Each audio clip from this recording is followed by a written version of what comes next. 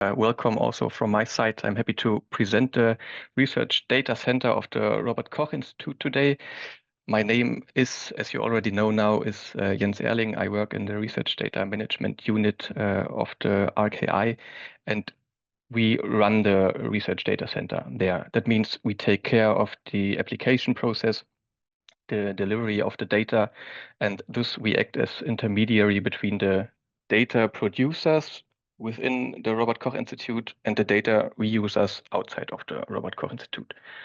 The data itself arises in research departments, so they are responsible for collecting and preparing the data. So I have to say sorry in advance. I won't be able to answer detailed questions on the data itself. I will focus on the application process today. But I'll gladly take your questions with me and we will answer them afterwards. I also want to say sorry in advance for some figures and tables being in German. I assume a lot of you can understand it anyway, but I will also try to explain these figures. Okay, yeah. Before I go into detail on the Research Data Center, give me a few seconds to talk about the Robert Koch Institute for those of you who maybe don't know what we do. The Robert Koch Institute is focusing on the health of the population in Germany, the public health. And it's the federal government's central institution in the field of biomedicine. Our core tasks are identifying and surveillance and prevention of diseases. We have to monitor and analyze long-term public health trends in Germany. We analyze and evaluate highly pathogenic and highly contagious diseases. We provide scientific basis for health-related political decision-making, and we inform and advise political decision makers, scientific sector, and the general public. And looking at these tasks, we obviously have a lot to do with data. And in particular for this presentation, let me point out the point monitoring and analyzing long-term public health trends in Germany, which brings me directly to the data available through our Research Data Center.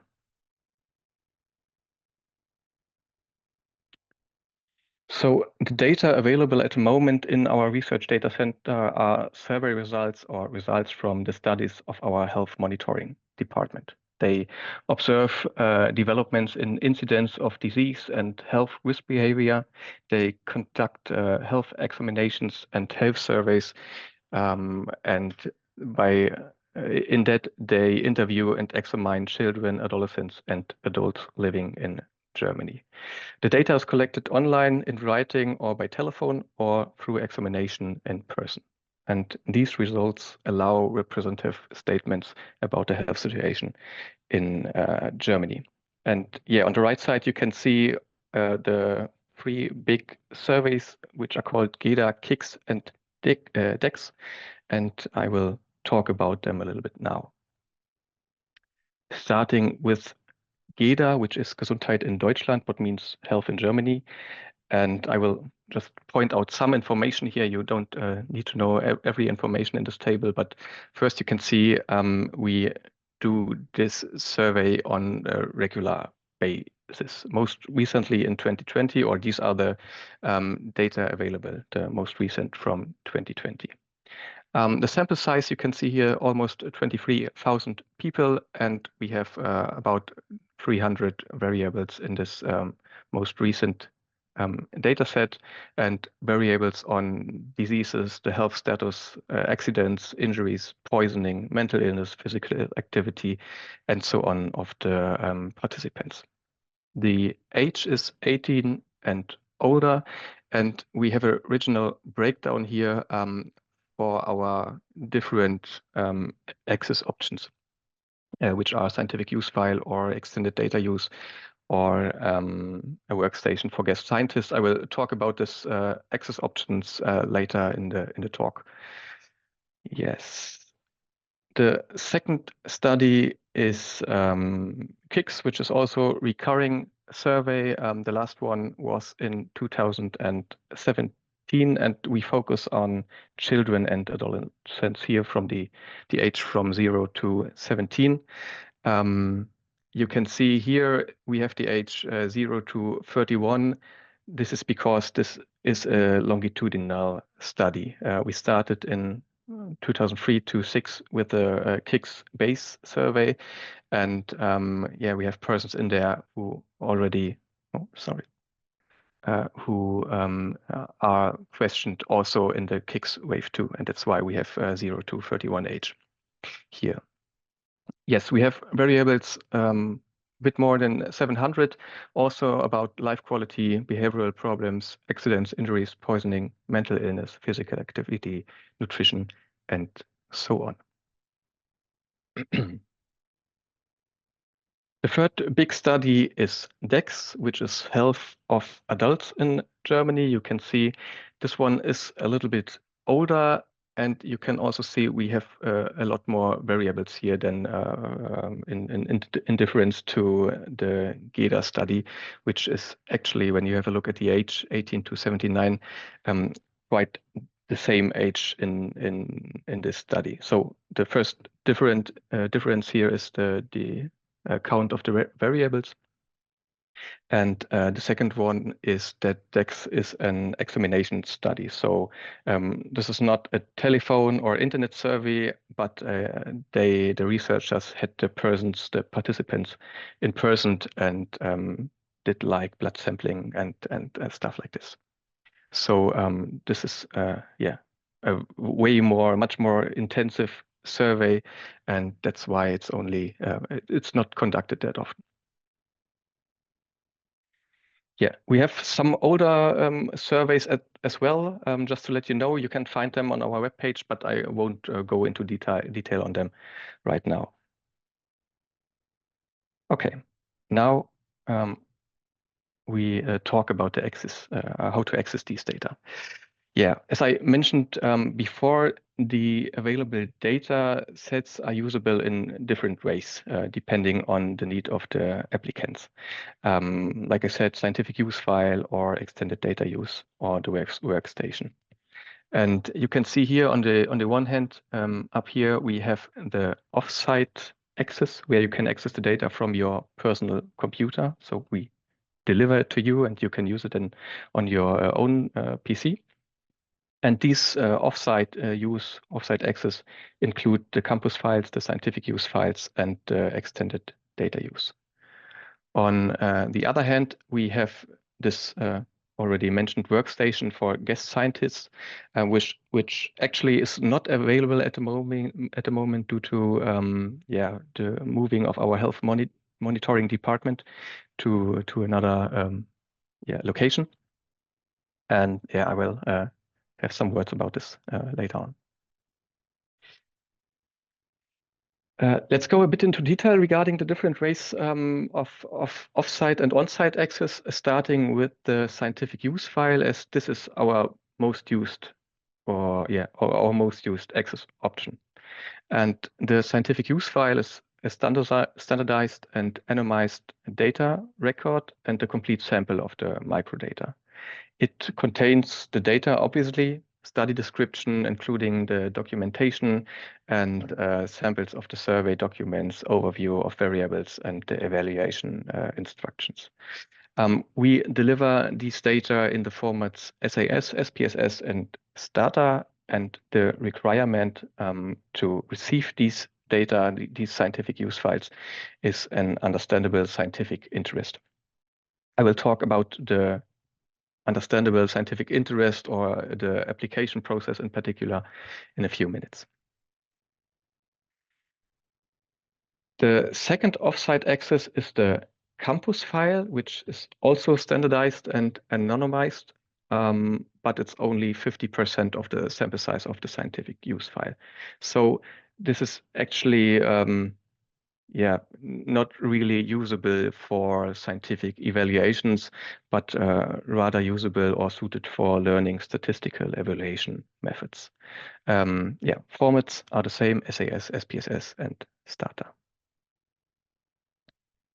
And then we have the extended data use, and this one you need if the variables you want to use aren't part of the scientific use file, or you need other regional breakdown than the scientific use file delivered.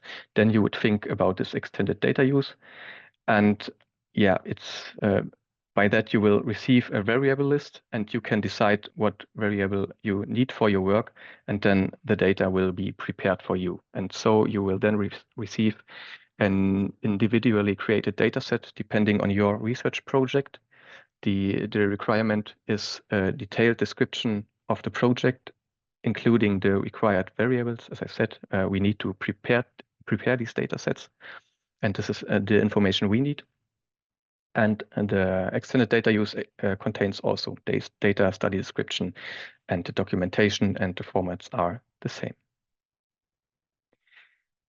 Yes, and looking at the on-site access option, we have this already mentioned workstation for guest scientists, and this is for very sensitive data, data we can't send out due to data protection reasons. And this workstation is a standalone PC with no network connection or internet access. We have, or you have the possibility to evaluate the data then on this standalone PC, or bring your own data and do a linkage with our data. The software installed on the computer is SAS, R, and Stata.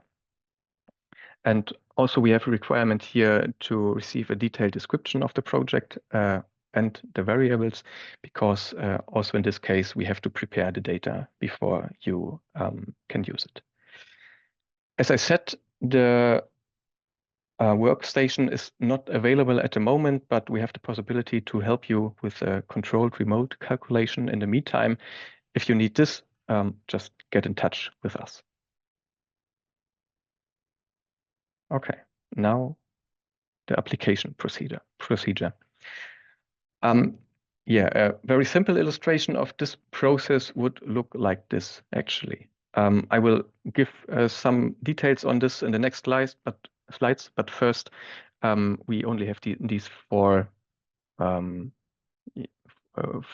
things that happen, actually. At first, you need to find the data. I did a link or inserted a link to the English and German website where you can scroll through the data and then decide what data would be relevant for your research. Then the next step for you would be to use our application form for a scientific use file, which I linked here in English and German as well. Then you will send this application form to us, to the research data center, and we will check the form, is everything included we need, and then we'll forward it to the research department, which does the internal check. And if this check is okay, we will deliver the data. Yeah, for our most used access option, the scientific use file, we have an application form, and we will have a look at this now.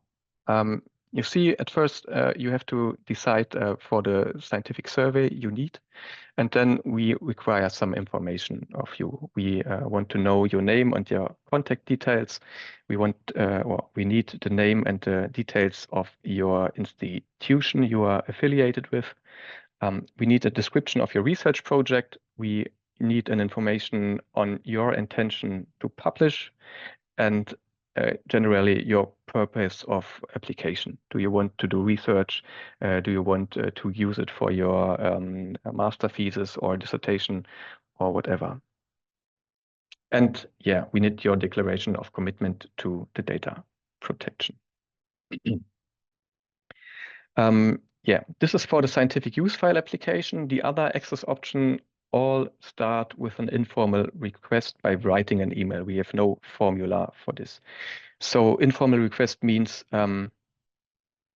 we don't have a form, but we still require information.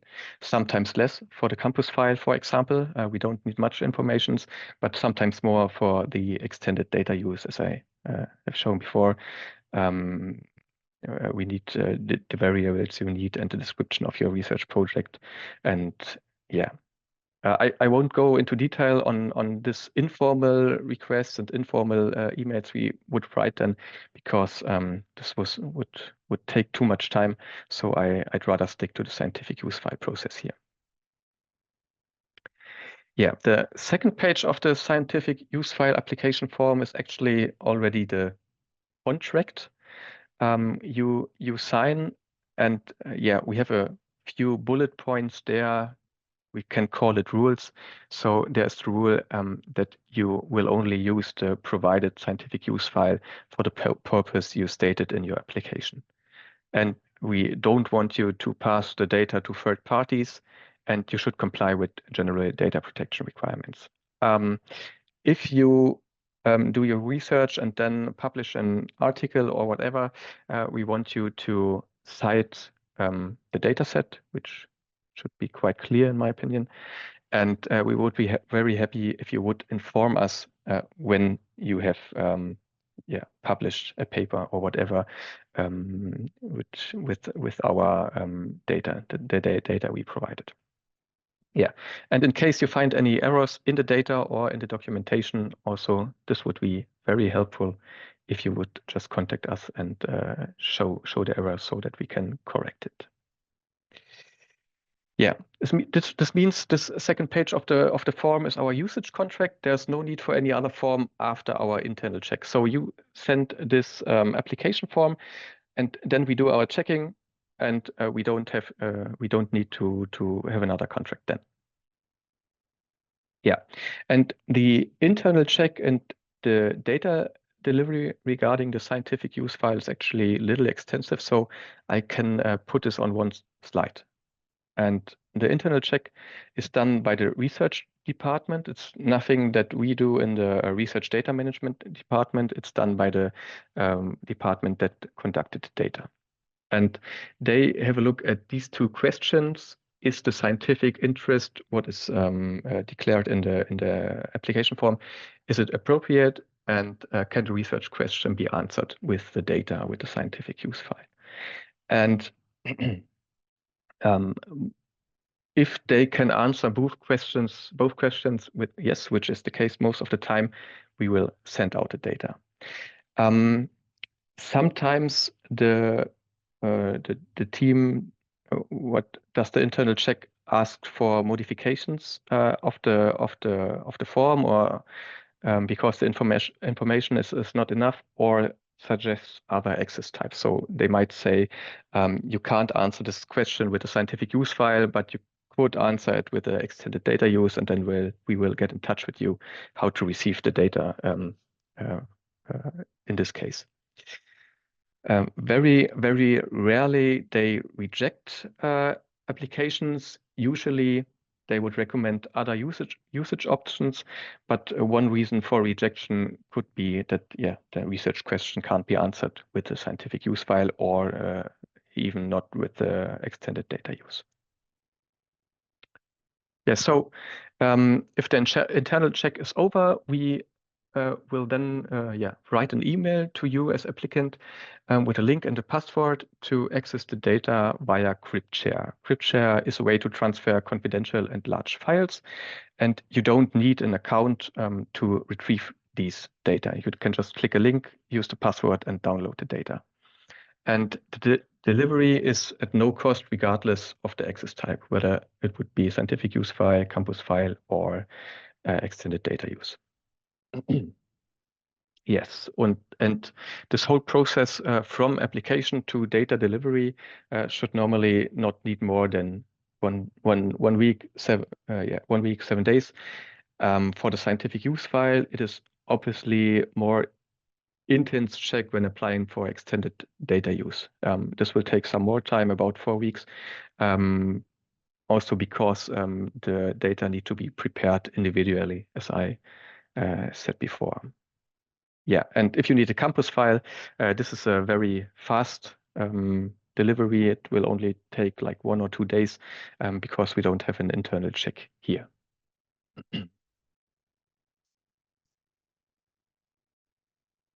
Yeah, I brought a little pie chart, which I know is not the best way to show statistics, but still I only want to let you know what are our most wanted data sets at the moment. In this case, for the year 2024, the most applications were for KICS and KICS2 and GEDA 19, which are also the newest studies or newest data available. Yeah, and now I want to end with an outlook, what we are working on. Yeah, and we are actually working on in our research data management unit in Robert Koch Institute, working on modernizing the research data center, especially regarding the application process, also user access committee and the data delivery. We imagine the application process, for example, with a software, not with a form you fill out as PDF file and send it by email. Or we want to implement this user access committee. We think about additional access options and thinking of remote access or controlled remote data processing here. We think about new analysis methods, for example, with Data Shield, and we have to work on the language of our research data center. We have an English website. I linked it before, but the more detailed one is in German, to be honest. And we can definitely improve the English version of the research data center. Yes, and also we want to provide more data in the future via our research data center. Data that have a need for protection and can't be open data, but are relevant for other scientists outside of the RKI. We work on that, but also, as the research data center modernization, the providing of more data, this will take us some time. Yeah, and the last point here is a little questionnaire. If you use our research data center, we are happy if you help us to improve afterwards by answering this little questionnaire I linked here. It takes only 5 minutes, so this would be very helpful. Yeah, then actually that's it. I wrote down some contact details here. I linked the research data center in English and German. And if you are interested in more data from RKI, which is open and available without application, allow me to link the RKI's open data directory here. Feel free to explore it. Yeah, and now I'm open to answer some questions, especially regarding the process. As for the data-specific questions, I'm happy to try to answer them, but I'd rather collect them and we'll contact you afterwards, or you simply contact us by this email. Thank you.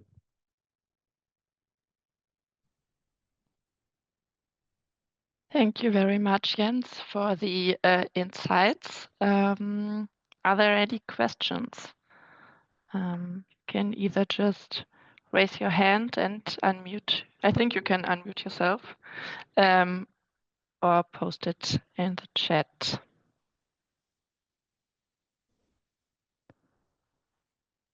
Matthias Schulze, if you're able to unmute yourself, yeah, go for it. Thanks. I have 2 questions, if I'm allowed to. The first is like there's a difference between the public use files and the extended data. So how could a potential user inform him or herself about the availability of extended data beyond the documentation of the public use files? Is that visible somehow? Yes, it's visible on our website. So you can see at least the variables for the scientific use file. Mm-hmm. And then it's necessary to get in touch with us and ask if you can answer your research question with that, and then we will try to help you. And if it's not possible with the scientific use file, we will send you the variable list of the extended data use. But I think it should be this variable list of this extended data use should be available on the Research Data Center website as well.